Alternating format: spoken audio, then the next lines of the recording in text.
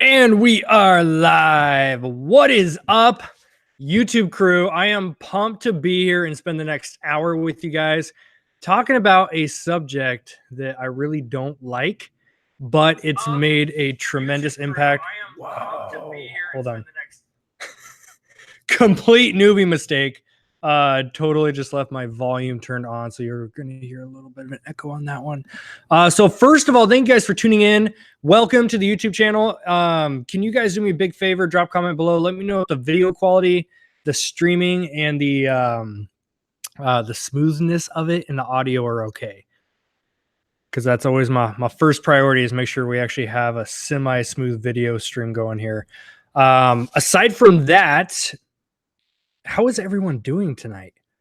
I definitely have had probably the most productive, I'd say 2 to 3 weeks I've had. I'm willing to say all year. I'm willing to even seen that.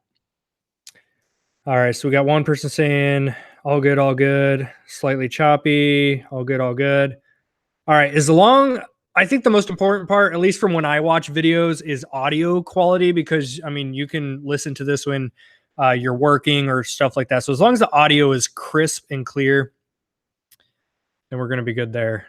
All right. My admin Gretchen gave us a thumbs up, so we're good. Sweet. So let's kick in with the topic of tonight. We are going to be spending the next hour here. I want to spend the first half of this kind of going through what the topic is, which is time management. I don't know if you can really ever manage time, but you can manage what you're doing within the given time, and productivity. All right, cool. We're good to go. So let's just dive in.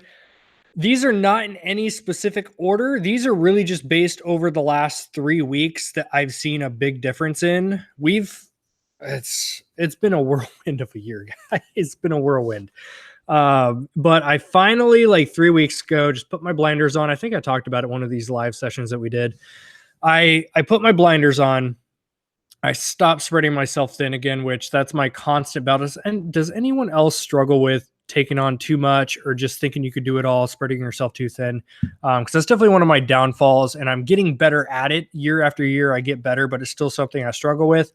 Definitely fell back into old habits, old routines of trying to do everything myself, and I just am no longer doing that. So we actually had a couple interviews with some people today, which is exciting. So I'm going to be interviewing somebody, not interviewing, we already interviewed, but I'm going to be hiring somebody for our electronics eBay account, because I've got easily over 100 electronics in our corner that I just physically have not given any time to, because I've been focusing on getting our Amazon account in full swing.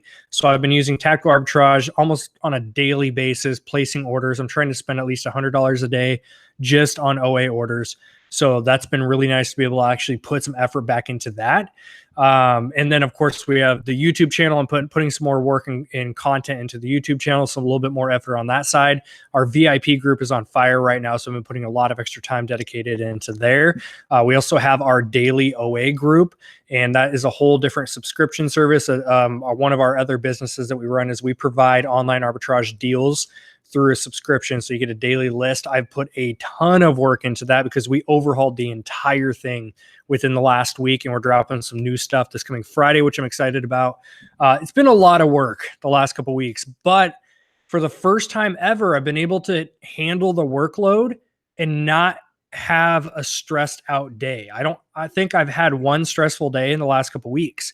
That's not to say there hasn't been hard work. I've just been handling it so much better because I'm not putting in these 12 and 14-hour days and feeling mentally burnout and exhausted. I'm able to use the tips, which I have on my whiteboard right here. I got 5 tips for you guys today. I've been implementing these, and I've been able to handle that massive workload, have more productive days. And in most days, I'm actually working a little bit less hours, but because I'm being productive, I'm getting more done. It just feels really good. Shout out to The Real Deal. Thank you so much for the $5 super chat. Much appreciated. Looks like, in our VIP, learning from it. Thanks. Awesome. Thank you. What is the OA group? I'll do a dedicated video for you guys on what our daily OA group is. It's a subscription service where some people just don't want to take the time to learn tactical arbitrage and all that kind of stuff that goes with it. So what we did is we have a team that will do that for you and then provide you a list of the leads that you can go buy online and flip on Amazon. But I'll do a whole different video. That's not what today is about. So let's dive in, and I'll hit questions after I touch base on all 5 of these because I rabbit trail like a lot of people. So if I don't focus on my list, I'm going to end up rambling for the next hour and a half. So I want to keep this a little bit shorter. It's not going to be an hour and a half video. I want to keep this an hour or shorter. Gretchen, you have permission to text me. My phone is right here. My admin Gretchen has permission to text me, and I will see it. If I hit the hour mark and I'm going over, I will end it. I need to get on time with these things. So here we go. These are not any specific order. These are the 5 things I've been implementing to help me have more productive days, which has basically driven us into better results. And I can actually pull up. So I told you guys I've been focusing on Amazon. We're up 73% this month over last month. And I know that's not a huge number for some people, but for me, that is, I've literally almost doubled our productivity on Amazon in the last 30 days. And that Gretchen set a timer, sweet. So that's proof right there. It's in the results that my time I've been spending has been a lot more productive than just trying to balance all these different projects at the same time. So here we go. Number 1 thing that I've been doing over the last 3 weeks has helped me with my productivity. And these are tips, by the way, side note, that have been working for me. You need to really just use trial and error and see what works for you. I'm just going to list these out and hopefully it sparks something for you to try and you figure out what your groove is. Number 1 is I've been working by power hours. Now, this is a term that's kind of thrown out there a couple times before. I've talked about it here on the channel inside of our VIP group. We've talked about that. What is a power hour? I have found that if I get into this mode of working like 4, 5, 6 hours straight with no breaks, not really drinking a lot of water, not getting up and moving around, no lunch, I'm just work. I find that I am way less productive doing that than if I set a timer for an hour or 90 minutes max. If I set a timer for 60 or 90 minutes, and I know that after 60 or 90 minutes, I have to get up and take a 5 or 10 minute break. I don't care if it's been nice here in the Northwest still before the rain kicks in, but I've been going out, trying to get a little bit of a walk in, just get up and move my body, take 5 minutes, even if it's just sitting down and scrolling through Instagram and being completely mindless for 5 minutes. Getting my mind off of what my workload is and then coming back to it has actually helped in a weird way. And that doesn't make sense for some people. It didn't make sense to me when I tried it, but I'm telling you, if there's something about setting a timer for 60 minutes and just being as productive as humanly possible, get as much productive work done in those 60 minutes as you can. And it just, something about that works for me. So I'm learning to work in chunks of time rather than trying to force myself to like be busy all day, because we can all be busy all day and then lay down at night and not really be able to pinpoint exactly what you got done. Has anyone ever done that where at the end of the day, you try to think back at what you got done and you're like, wow, I was busy all day, but somehow managed to get nothing done. How is that even possible? When I found myself getting into that routine is when I actually decided, you know what, I'm going to pick a project. It could be my eBay electronics account. It could be tactical arbitrage sourcing. It could be our daily OA business. It could be our VIP group. It could be YouTube content, Instagram messages, all these different avenues I've got. I just pick one, set a timer for 60 minutes and see how much I can get done. That has been absolutely crucial for me. That's probably been the number 1 thing. I said these weren't in order, but that's been my number 1 thing I've been doing that I think has been helping me the most. Number 2, working from a checklist, a to-do list. I actually title it my GSD list, my get shit done list. That has been crucial because not only am I setting a 60-minute timer, before I start the 60 minutes, I sit down, I do everything by a whiteboard. I've got my whiteboard right here with the notes on it for tonight. I do everything by my whiteboard. And then I've got a big 6-foot whiteboard up on my wall, which is more like a week overview type thing. But what I'll do is I'll come into the office and I'll sit down if, for example, today's Tuesday. So I would write down Tuesday on my big board. Again, that's my overview board. So Tuesday, I'll write out all the different little businesses that I want to focus on, projects, teams, whatever. I'll write out an overview of all the big things I want to get done today. And then on my small whiteboard is where I will sit down before the 60-minute block and I'll write out specifically what I want to get done. And then boom, go time. 60 minutes starts and I hammer it out. No distractions. That leads me to number 3, which is distractions. Let me just backtrack to number 2 again real quick. When I say work from a checklist, that's going to be different for each of you. Some of you are going to work by a digital calendar of some sort. Some people, like Trista, for example, loves the Passion Planner, which is a physical notebook planner. She works by that. I love whiteboards. That's like, if I could have any product or item that I would brand as like me, it's whiteboards. I would put my name on a whiteboard and brand that and try to merch that and stuff like that. So I just love whiteboards. That's what I work best with. So you just need to try different ones, find what works for you, but work by some type of checklist. I don't care if you write one thing on it, just something about writing it down and having it in front of you and crossing it off helps me stay on track. Number 3, distractions. Something I struggle with. Anyone else struggle with distractions, or is it just me? So I'm pretty sure we all struggle with it. Distractions can be in all shapes, sizes, and forms. Number 1 distraction. Who wants, in the comments, real quick, just humor me. Who wants to guess what the number 1 distraction is when it comes to anything? Whether you're trying to focus on your business, whether you're trying to focus on family time, even when you're playing with your kids, driving, unfortunately, this happens. Who wants to take a wild guess at what that might be? Facebook, phone, cell phone, YouTube, social media. Yes, yes, yes, yes. Social media, as much as I love it, is a royal pain in the butt because it's so easy to get distracted and get caught into this. I literally, sometimes I'll sit here, I'll put my day overview on my big whiteboard. It's like big 6-foot whiteboard on the wall so I can see it at all times. And then on my little whiteboard will have my detailed checklist of my stuff. And then I'll grab my phone and put my feet up. And then 10 minutes later, I catch myself. I'm like, oh, I've been scrolling through Instagram mindlessly for 10 minutes and it felt like 5 seconds.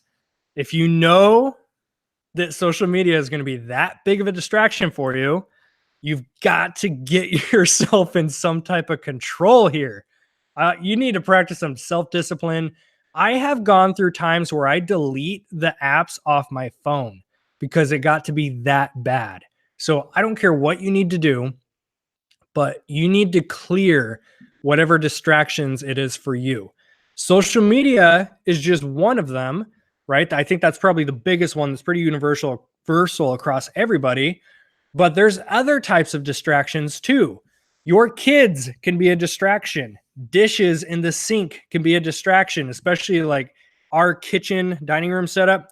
Sometimes I'll have my laptop at our kitchen table if I'm working at home, and I'll set the kitchen table and sit here and try to do my online work. And I keep glancing over at those freaking dishes just piling up. There's all kinds of house or home distractions that can happen.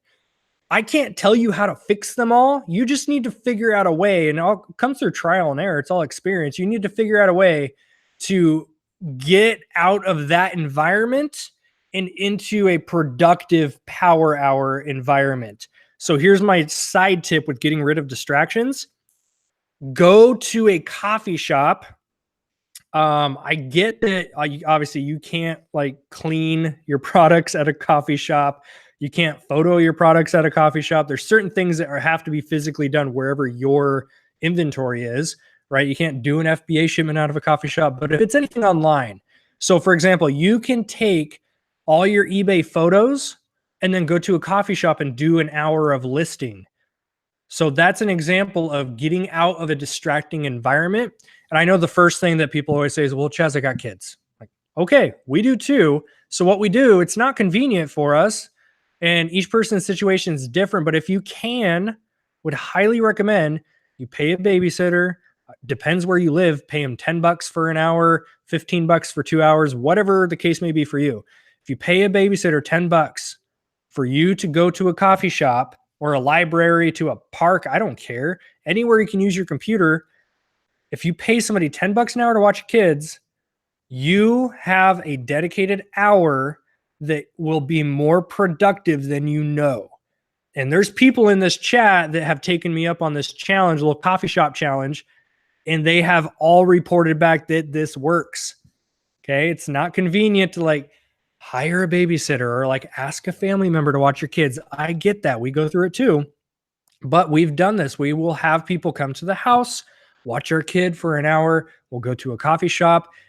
Like when Trista and I work at coffee shops, we don't talk to each other. We both got our blinders on. We're doing what needs to be done. And an hour later, we get so much work done and then go back home.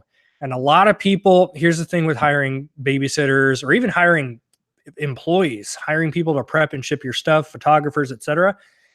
It feels at first like when you're paying somebody to do something, you're losing that money. So it's easy to think like, why would I pay someone $10 to watch my kids so I can go to a coffee shop for an hour? I'm going to lose that $10 when I can just watch them myself and work at the same time. Well, yes and no.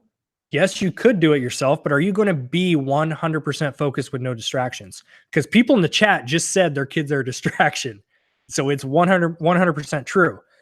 You, in that hour of dedicated no distractions work, uninterrupted, focused, productive work, you in that hour can make a shit ton more than $10. But if you're at home with your kids, your dishes, your laundry, whatever your distractions are, if you're not getting into a focused environment, I can promise you, you are not giving 100% of your effort. When you don't give 100%, you're not going to get your true result that you deserve and you want. If you're giving 50% focus and effort, you're going to get 50% of the results that you're looking for. And that's what leads to distractions and just ultimately quitting is what happens long term. There's so many people in this business. We've been doing this for almost 3 years. Just in 3 years, I'm a newbie still. Like 3 years in this game is nothing. There's people that have been doing this for 20, 30, 40 years. I'm still I feel like such a newbie. And I know some people are like, oh my gosh, you're like an expert at doing eBay and Amazon. I'm like, no, I'm not. I've done well for ourselves, but I'm still in such a newbie position. I'm only 3 years into this. But in the 3 years, I've seen people come and go, right? Especially hosting groups. I've seen so many people come into our groups. And it's always the same thing. Week one, they're excited. They're motivated. Week one, I'm going to crush. I'm going to build a $10,000 a month business. I'm going to quit my job. My wife can quit her job. We're just going to go travel and have fun. But then 6 months down the road, because they were only putting in 50% of their actual effort, they may have allowed so many distractions to happen. If you're only ever putting in 50% effort, month after month after month, year after year, eventually you're just going to quit because you're not seeing the results you're hoping for. 100% is where you need to be. So get those distractions out of your life.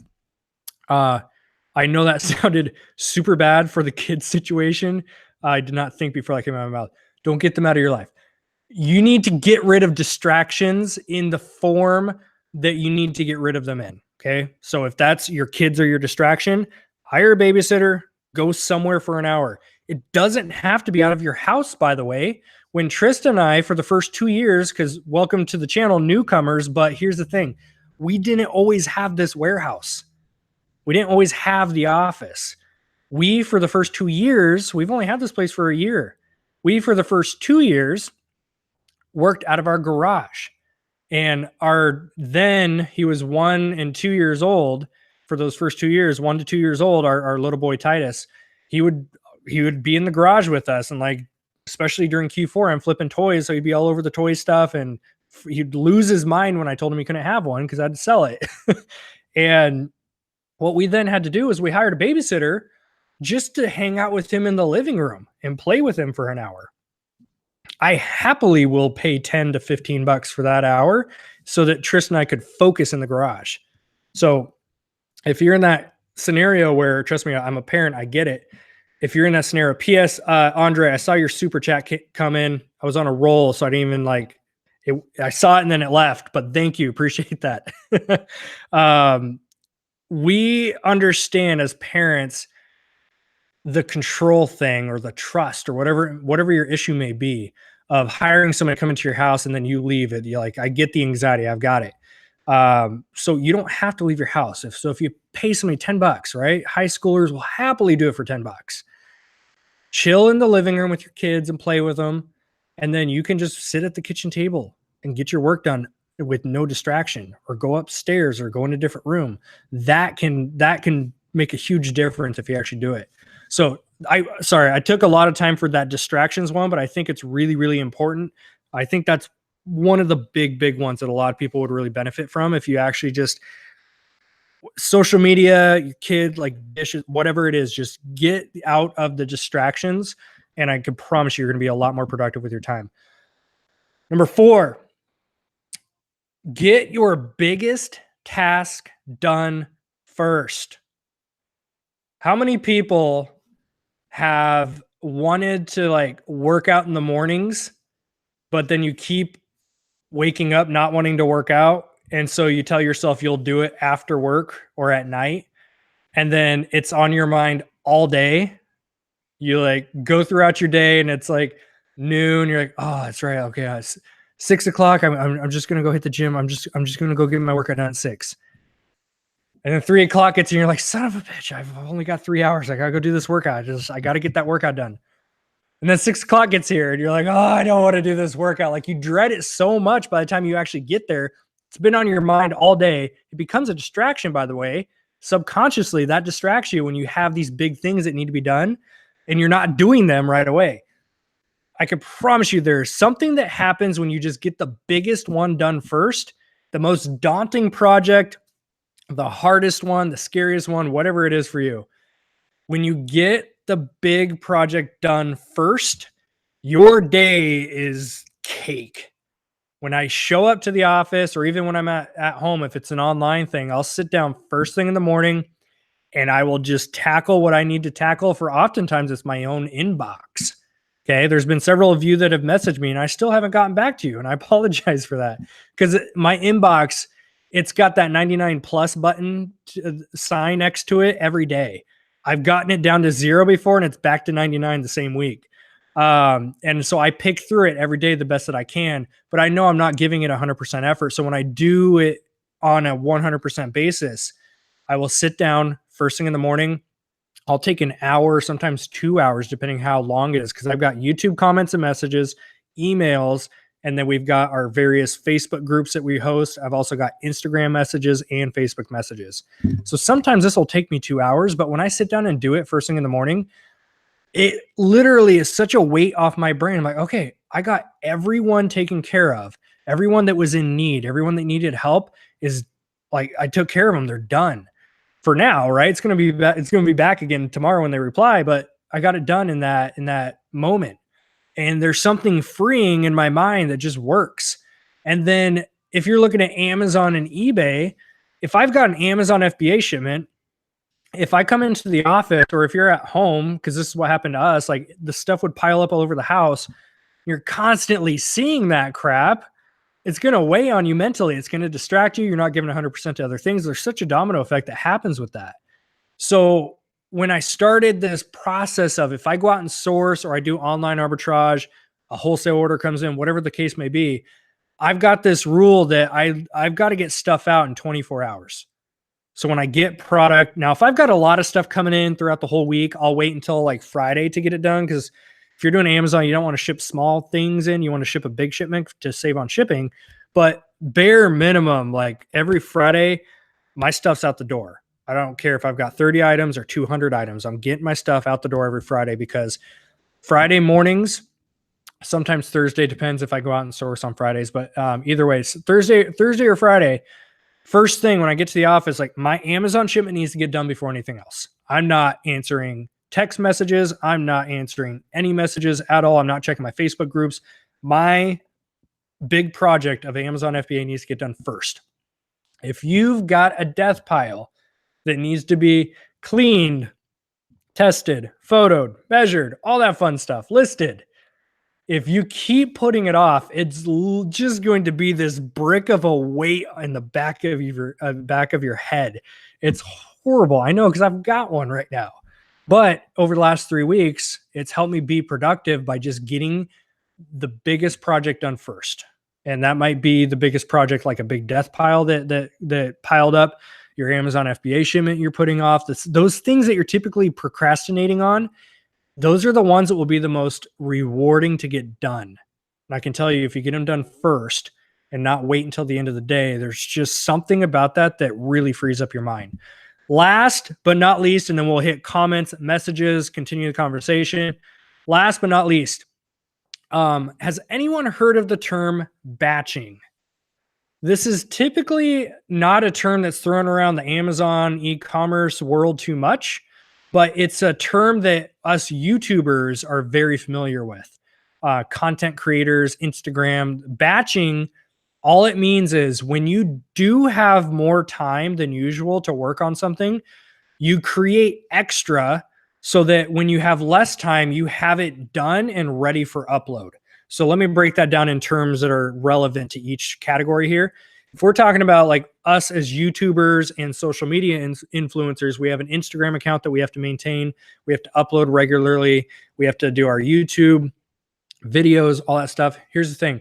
I don't have time to vlog and edit and upload every single day. Some people do, they make time for it, and that's great, but I don't want or have the time.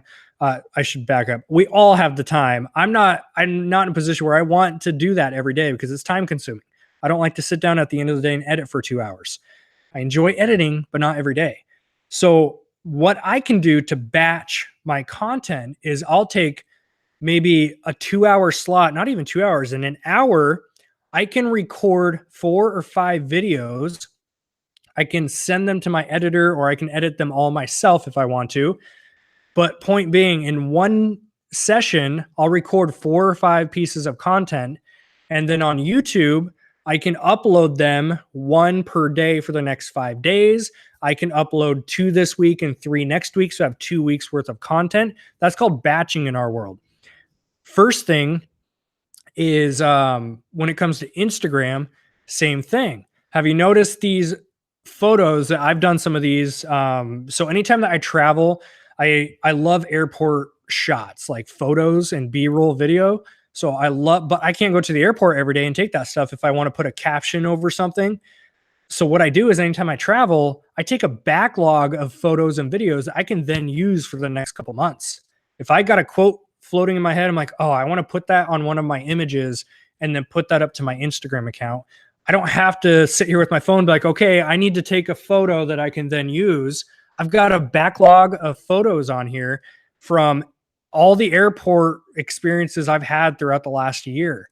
I've got tons of footage, video footage and photos that I can then go back to almost like a library and choose from that haven't been posted before. So that's YouTube and social media world. If you are in eBay world, super easy to do this. If you know that you just are not, whether you're not willing to commit the time or you're just super tight on time, you're busy with other things. If you don't have time to chip away at your eBay account every day and do listings every day, when you do have that day, because we all have at least one day off a week, hopefully, when you have that time that you're really working on your products, your inventory, your eBay account, take extra photos of extra items. Don't just photo the ones that you plan on listing that day. You really need to focus on just taking as many as you possibly can. Again, go back and use my tip. Set a 60-minute timer. Take as many photos of products as you possibly can. And then you have a backlog of products. Let's say you did, I don't know, 20 photos, 20, not photos, but 20 sets of photos for 20 different products. Okay. You've got 20 products that you just photoed. You then could schedule those drafts to you can, if you didn't know this in eBay, you can schedule your drafts to go live. So instead of uploading all 20 today because you took the photos, you can upload 5 today, and then you can schedule for the next 3 days. It'll be 5 today, 5 tomorrow, 5 the next day, 5 the next day. And there's your 20. So that's called batching. I've become a huge fan of that. So I do that all the time now. So anytime I'm working on my electronics account and I know I have time, I might be here. Like I love to work at night for some reason. So sometimes from 9 to midnight, I'll just be in here and I'll photo. I'll clean, test, and just photo as much stuff as I can. Not because I'm going to list it that night, but because I'll create those scheduled drafts to then go live throughout the whole week. So that's been a huge game changer. If you're in Amazon world, you can run, let's say, tactical arbitrage, because this is what I do. Tactical arbitrage. Yes. Thank you, Rob. 10-cent fee if you're going to schedule something. So you need to work it in. If you've got slim margins, that might not be for you. Us electronics guys, we got a little bit bigger margins to play with. So 10 cents, it's worth it. So if you are in Amazon world, this is what I've been doing with tactical arbitrage. I'm not running scans every single day, but what I will do is I will run 20 scans over 1 or 2 days, and then I've got hundreds of products backlogged as a library that I can then go through and cherry pick the good stuff and filter through. And that's one of my ways of batching that. All kinds of different ways that you can batch, whether it's creating content, whether it's going to be eBay, Amazon. There's different tasks for each one. So you need to determine what you can batch as far as that goes. Those are my 5 tips on how I've been way more productive, really in less time. I have not been working nearly the amount of hours that I used to, and I feel like I've gotten so much more done. So number 1 is set some type of power hour for yourself. I don't care if each person's got a different schedule. So I don't care if it's a daily, like 1 o'clock every day is my scheduled power hour. I'm going to drop what I'm doing and just focus on one task for an hour and see how much I can get done. I don't care if it's a scheduled thing every day, or if you got a crazy, like you got 5 kids running around and they're in sports, your schedule changes all the time. Just make sure you're getting it done. It doesn't matter if it's first thing in the morning on your lunch break or if it's late at night, just get it done. Big difference. Most of you, especially the ones that have a full-time job and a family, if you dedicated 1 solid hour a day, right, you could build a pretty good sized business just on 1 solid hour of productive time. No distractions, laser focused. If you really sat down and just worked for 1 solid hour, because a lot of us have the trouble of working for a couple hours, but you're working hard for like 10 minutes and then you're like, oh, I just got a notification on Instagram. Let me just see who posted something. Oh, I like that picture. And then you start scrolling, and then 10 minutes later, you're like, oh yeah, I was working on my project. So really in 20 minutes, you only did 10 minutes of work. But sometimes if you clear those distractions, work for that power hour, it will literally change your business. Number 2, work from a checklist. Number 3, clear those distractions. Get rid of squirrel mode. I love squirrel mode as much as anyone else. Get rid of squirrel mode. Number 4 is get your big priorities done first, your big tasks done first. Number 5 is batch. Batching is, if you need it, batching can really help out. So with that being said, I'm done with my spiel. We can dive in regular Q&A session, whether it's about what I just talked about, or if you guys have any specifics. We'll dive into the chat, see who's all playing around in here. How is everyone doing tonight, by the way? I feel good right now. Got 111 lurkers, 16 lovers. That's awesome. Yeah, if you guys do enjoy the content we put out on the channel, it does help us out tremendously if you do hit that like button. Gets these videos up in the algorithms, and then it helps get into more eyeballs. So if you want to do us a favor and help us out with that, that'd be much appreciated. Hey, there you go, Fernando. Hitting those orders online while watching this. Procrastination will be the death of me. I'm telling you, we all struggle with procrastinating. Even the ones that are like, I'm the most productive human in the world. Like they've got things they're procrastinating on. Yeah, Martin's got 2,000 square feet, room full of inventory. Lots of stuff to get done. Eric asked, hey, Chaz, or anyone else that can answer. Speaking of death piles, I've got a pile of VCR combos that I've tested, but looking for remotes. Should I just sell them as is, or does the remote bring in more money? You can go either way. I personally, again, everything I always say is based on my personal experience. It's not the right way or the best way. It's just the way I do things. So you can take my advice with a grain of salt.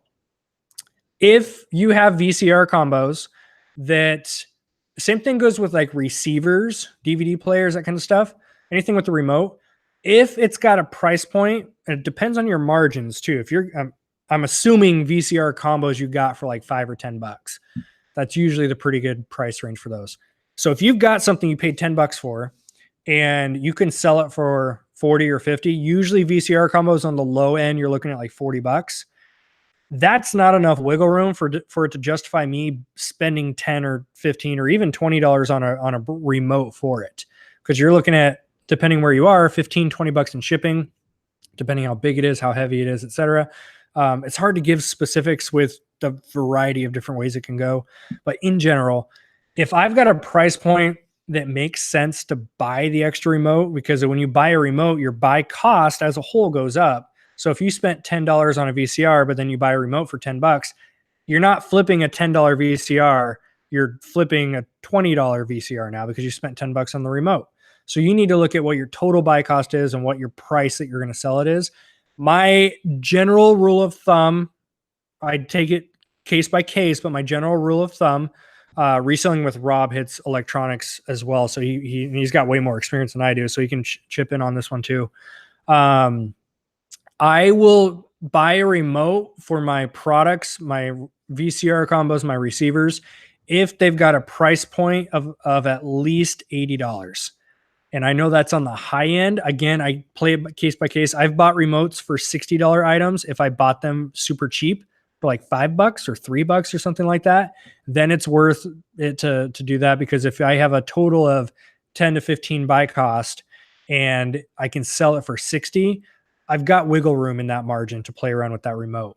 But if you're buying for 10, flipping for 40, you're not really going to want to spend the extra on the remote. And I can tell you, I have flipped a few VCRs in my 3 years so far. Not a ton. I haven't flipped hundreds like probably Rob has over his many years. Again, I'm still fairly new to the game. I'm only 3 years in, but I've flipped a decent amount of VCRs and DVD combos. I've sold most of them without a remote, as long as it's clearly stated in your title and your description. So as long as the buyer knows it does not include a remote, they sell just fine. I used to think it had to have a remote to sell well, and I found that that's not the case. I have sold VCRs for $60, $70, $80 with no remote before. Then I came up with my little rule of thumb. If it sells for at least 65, 70 minimum, like I prefer 80, but I'll play around with it, I'm more than happy to purchase a remote for that. I will say though, the more complete something is, the higher you can sell it for, and chances are a lot better of it actually selling too. Yes. This is awesome. This is referring back to when I talked about batching as a content creator. When we batch, we might shoot 5 videos back to back, and then I have videos to last me all week or 2 weeks, and I can just upload them, right? I can even schedule them to upload to YouTube just like I can with eBay listings. So do I change my shirt when I do that? Yes, because I don't want people to think I'm wearing literally the same shirt in every single video. Because especially if I batch content where I post 2 of those videos this week and then 3 of them next week, and I have the same shirt in all 5 videos, people are going to watch those videos this week and next week like, wow, he doesn't actually ever change a shirt ever. Yeah, so we definitely change clothing when we're doing batching, especially if you're going to be doing, like, some people will shoot 10 or 20 videos in one day. Who was I think it was Rakin went on a rampage on batching one time. I think he shot like 50 videos in a day or something crazy like that. Chances are he was changing wardrobe in between.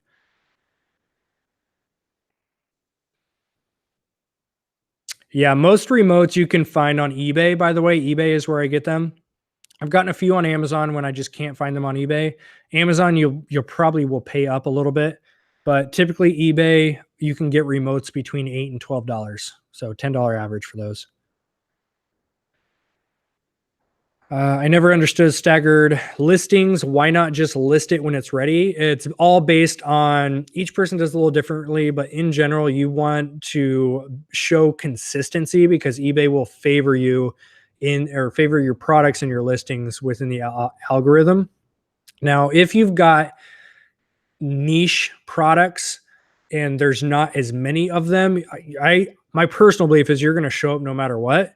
My electronics account is a prime example. I am not consistent with my electronics account, but when I do post like 10 items, I sell through a good amount of them, even though I'm not consistent with my listings on that account because they're I sell a lot more vintage stuff than I do newer model stuff.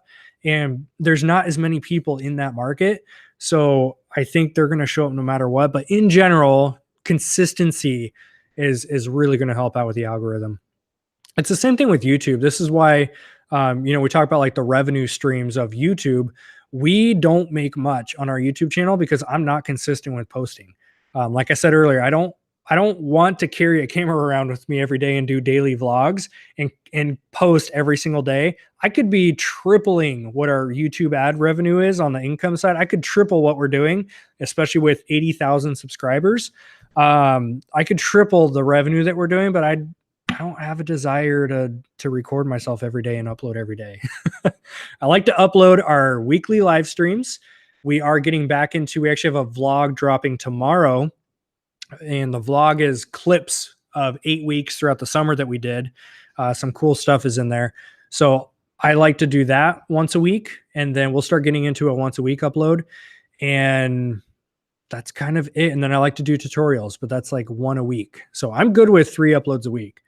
That's kind of my sweet spot.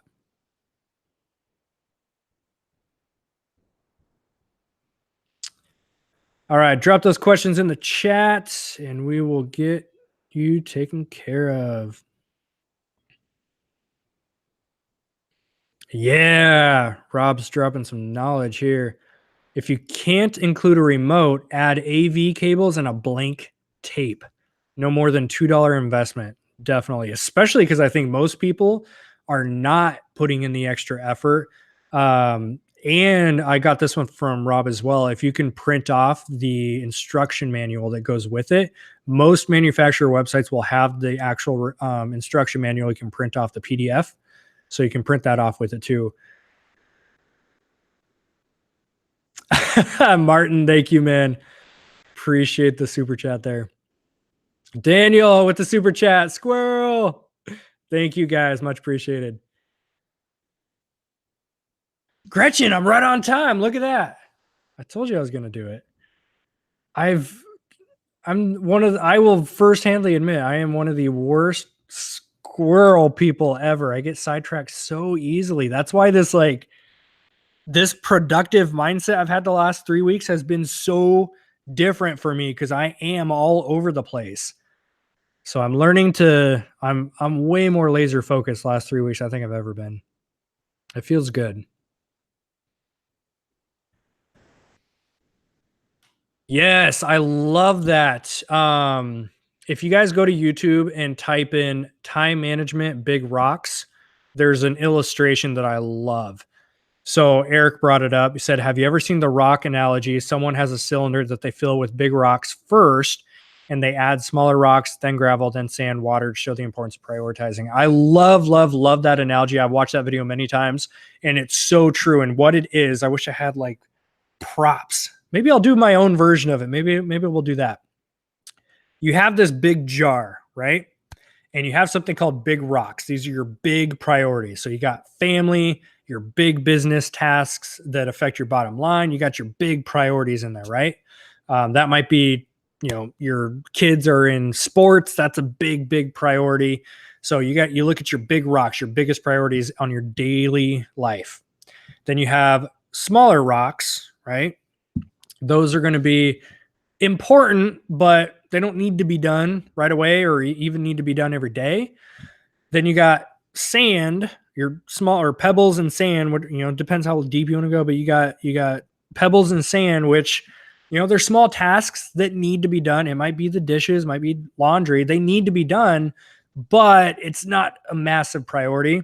And then you got sand, which is scrolling through Instagram, playing video games, the mindless stuff that is fun, but it's not productive. So most of us fill up the space in this jar. Most of us fill up this space with the smallest stuff first. So it might be water first, and then the sand, which is like the fun stuff, the time wasting stuff. And then you fill it in with the chores and the stuff that needs to be done, but it's not a big priority. And then by the end of the day, you're trying to fit your big rocks in there and you just can't do it. You ran out of time. Okay. You didn't fit it in that space. But if you took everything out, start clean, if you got your big rocks in there first, and this is kind of what I was talking about earlier, if you get your big rocks in there first and then put your smaller rocks and then your pebbles, by the time you get to the sand fills in all the cracks and then the water will fill in the rest. You got everything done in that one day. Big priorities all the way down to your time wasters. If you want to play an hour of video games at the end of the day, scroll through Facebook and Instagram as much as you want because you got all your projects done, that's when it feels good.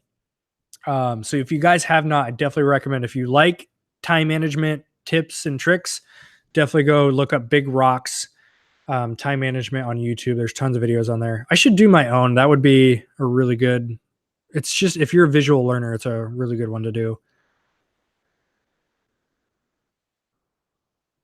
Full-time job, full-time family. In the past week, I've purchased all of my supplies. Plus, I've sourced with the budget $500, still going. I've joined this group, and now I know I made the right decision. Fernando, that is amazing. And he's a brand new VIP member, so welcome in, my friend. You are literally starting with exactly what we did. We had full-time jobs. Yeah, I was trying to say 3 years ago. Yeah, we had a newborn baby back then. Our boy's almost 4. He was almost 1 when we started doing this. So we had a family. And then when I started the whole Amazon eBay world, I bought a printer and like a few boxes and some tape. And that's all I started with, supplies. I didn't know about any of the like scanners and that kind of crap. I didn't know any of that back then. So I just bought the bare minimum I needed for supplies. And I started with $500 in inventory. So I started in that exact same process. How do you do a refund on eBay? When you get notified, it depends. If they have a return they're sending, it will give you an option to accept the return and then you can refund them. If you just need to give them a refund for whatever reason, then you can typically do it through the PayPal side. How do you manage your time when you're already overwhelmed with a lot of things? First tip, and it sounds counterproductive, is take a day off. That has been that's been crucial for me. I have learned to take breaks and to take days off, and I have not felt bad about it. I used to be in this mode where I had to hustle 7 days a week, Gary Vee style, and because that's like the mentality we're taught these days, like you got to work 18-hour days. And I've learned like, no, you don't. It depends on what you want for your goals. If you've got bigger goals in life, yeah, you gotta work towards them. But when I'm overwhelmed and I've got a lot on my plate, I need a day to do whatever I need to do to get my own cup filled again. And that helps me come back with kind of a fresh look. Sometimes it's about setting new goals for yourself. The times when I reflect back that I've been most overwhelmed, I'm typically not excited about my work. So I might be working on a certain project or just like things I'm working on that no longer excite me and I'm no longer passionate about. And I get overwhelmed because I'm thinking about the tedious things I need to do. So sometimes I need to just set fresh goals, just hit the reset button, take a day off, get out in nature, go for a hike, spend time with your kids, like just take a day off and just do nothing. There's something about doing that's helped me out. But ultimately, you just need to look at what fills your cup most and try to get that done in there every day. So prime example, Trista loves music. She grew up in a musical family. She plays, she doesn't like to admit it, but she plays all kinds of instruments growing up. She's got an amazing singing voice. Anyone who follows us pretty religiously on Instagram, you've seen clips when we were at a family reunion and she was up there singing in her family band, which she has, by the way. She won't tell you, but she has one. So her family's got a little band they do with bluegrass. Amazing. So I posted a little clip on Instagram one night. She didn't know I snuck that on there. So she used to do that so much more. Just her and her guitar by herself, like that to her fills her cup. That is soothing for her. That fills her cup. And she used to do that a lot. And then when we started doing all the business hustle, she fell out of doing that.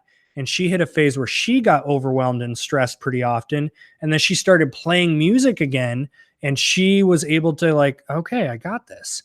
And now she's in her own little groove again. So really just find, sometimes it's hobbies that you used to do that you don't do anymore. Sometimes it's just going out for a walk, having quiet time by yourself, especially if you've got the kids running around. There's something powerful about some quiet time to yourself. So get family members to come chill with the kids for a couple hours and just go out, coffee shop, go for a walk, go shopping, go somewhere. But you really need to focus on filling up your cup. That really helps out with the being overwhelmed. All right, guys, because I am going to maintain my integrity with my timing tonight, I have got like 6, maybe 7 minutes left. So I'm going to hammer through these questions as much as I can. I do need to scroll down because I did see. There it is. Eric, thank you so much for the super chat. Much appreciated.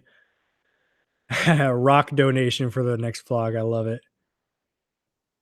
Can you FBA DVDs? We personally cannot, and that is a category that is heavily restricted. If you are fortunate enough to get ungated, I personally still would not mess with that category because of the high counterfeit rate. You've just got a way bigger risk selling DVDs on Amazon. That's why they did such a hard restriction on that category to begin with. That was a hard restricted category even when I got into this 3 years ago. And I'm sure someone who's been in this longer than me, like Rob, probably remembers, the day when it wasn't that bad. But I guess they had so many issues with counterfeit that they put a hard restriction on it.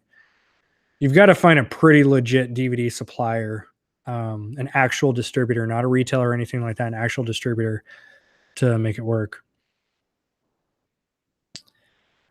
All right. I do apologize if I miss questions. I am trying to get as much of these done as I can for you.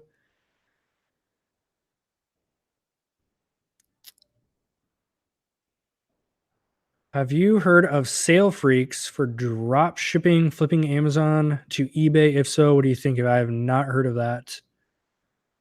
Most things drop shipping, I have no idea about because I don't do it. I did drop shipping before I even started Amazon or eBay. The first thing I did was I was drop shipping. This is when the iPad Pro first came out.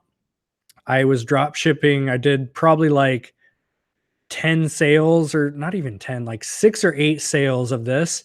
But I was drop shipping the iPad Pro case. I was drop shipping a few cases from Amazon to eBay. I think they were $12.99 to buy on Amazon, and I was selling them for like $30 on eBay. I did 6 or 8 of those. I'm like, oh my gosh, drop shipping's amazing. And then they ran out of stock and I had eBay orders come in. I'm like, oh crap. So I had to cancel all those eBay orders, trashed my metrics horribly. And then I was like, I don't like drop shipping. I'm done. So I've never done it since. So that's before I did FBA or actual eBay.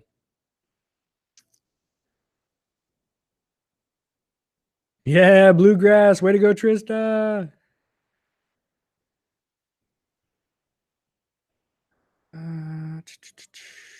When you have a lack of motivation, think about having a boss or working for a corporation. Absolutely. I joke about it, but it's actually really true. I would get fired from any job I doubt anyone would actually hire me to do anything for any company because I do not tolerate, I run my show. I literally have an issue with control, and that includes being told what to do. The second I went self-employed, I walked out of my job. It was July 14th, 2014 is when I walked out of my last job. And I walked out, I kid you not, I had this vision in my head and I played it out. So I had this dream about a week before I was going to quit my job. True story, by the way. About a week before I was going to quit my job, I had this dream of walking out of that. I can't say where it was or anything like that, but I was doing massage therapy for a company, and I had this dream that I walked out of my last shift, walked out the door, and as I'm walking out the door, the chorus of Bon Jovi, "It's My Life" came on. And in my dream, it was like the loudest acoustics I had ever heard. And I walked out with my hand up in the air, just ready to rock life. And that was in a dream. And then a week later, I was walking down the hallway to leave my last shift of my last job I'll ever have. I was walking out and I stopped right at the door before I opened up the door. I'm like, you know what? I'm going to live out my dream right now. So I did the cheesy thing. I put my headphones in, turned on Bon Jovi, "It's My Life," fast forward to the chorus, but turned it up all the way, bust out of that door, hand up in the air. And that was the last time anyone would have ever hired me. The moment I walked out was one of the best damn moments of my life, one of the best feelings I've ever had, because that was when I finally was able to breathe and truly say, I've got my freedom now. I don't give a damn about money. As much as I love flipping products, I don't care about the money. I don't care about the fancy stuff. I've been driving the same paid off car for the last 12 years. My little 2006 Mazda 6. I bought that thing when it pretty much was brand new. I've driven it to the ground, replaced the motor, all that kind of stuff. I still drive it today. I don't care about money or things. As long as I make enough money for the rest of my life to own my own time, to never be told to show up to a shift, to be told when I can go pee, when I can eat lunch, I will never have to ask someone if I can go on a camping trip with my family and get PTO for time off. I will never do that again. So therefore, I am not hireable. Literally am not hireable. That is what motivates me. That all ties back into that comment of when I lack motivation, I think about having a boss or working for a corporation. That is 100% true in my case. I will never work for somebody again. Like, we joke about it a lot. I am literally unhireable. I've had many offers especially in the massage therapy field. I've had many offers for some decent income amounts to go and work for companies. I'm like, not interested. No, I really don't think any dollar amount can get me to go back to a regular job. They would have to be a very special case, some like incredible benefits or some special situation, but I can't. Not saying there's anything wrong with that, by the way. I hope no one takes offense to that. But knowing today's society, I don't know. In my personal situation, I can't. All right. Let me check my messages because I saw my Gretchen, I saw you flash. All right, cool. We are at our time. I am going to do my best to not withhold, I don't know if that's the right word. To maintain my integrity when I say things on timing. So I'm personally committing to being on time for different things in my life. So whether that's starting a live show, meetings, appointments, phone calls, I'm going to do my best to keep on time with showing up, as well as if I say I'm going to do an hour live tonight, I'm going to do an hour live tonight. So thank you all so much for tuning in. Let me hit this real quick. Somebody asked so let me just put this here. If you did join the VIP group, when you request to join the group, because it's searchable, which means there's a lot of non-paid members that are trying to get in, if it will pop up and ask you 3 questions, your email, and if you paid, I need those answered in order to cross-check your name. So Jeanette, I saw a post on there. If you requested to join and you're not in there, you need to email me, Chaz, CHAZ at sidehustlepros.com. I'll get you taken care of. Mr. Rake and Profit in the house. If you guys are not following this guy, one of the original YouTubers, one of the very first ones I was able to subscribe to because no one else was really doing it when I started. Huge fan of Rake, and give him a follow. All right, we're done. Thank you guys for tuning in. Love y'all. As always, the biggest investment you can ever make into anything is your time. And you guys showed up, especially on the live version. I'm super late on the East Coast right now. So whether you watch the live version or the recorded version, I appreciate your time that you spent here today. So if you could do me a favor, hit the like button. That does help us out tremendously on the channel. And if you can also take it one step further and drop a comment out of this whole time management productivity talk, answer the question, did it spark anything in you?